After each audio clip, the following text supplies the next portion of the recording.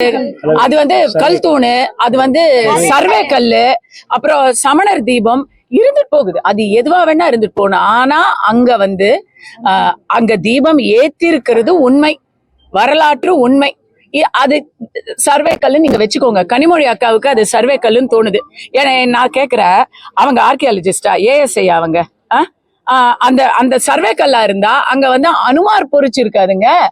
Survey கல்லுல ABC Thiruparankundram ground 0 அப்படித்தானே, ground 0 அப்படித்தானே எழுதிருக்கோம். சர்வே கல்னா அத்தனை எண்ணிக்கை தானே இருக்கும். சாமி படம் பொறிச்சு இருக்குது. எப்படி இப்படிப்பட்ட ஒரு விஷயத்துல தூணை நீங்க கொச்சப்படுத்தினீங்க, அதை பொறுத்துக்கிறோம். ஒரு உயிர் போகுது, அதையும் கொச்சப்படுத்துறீங்க. குடும்ப சச்சரவுல போனாரு, அதுல போனாரு, இதுல போனாரு.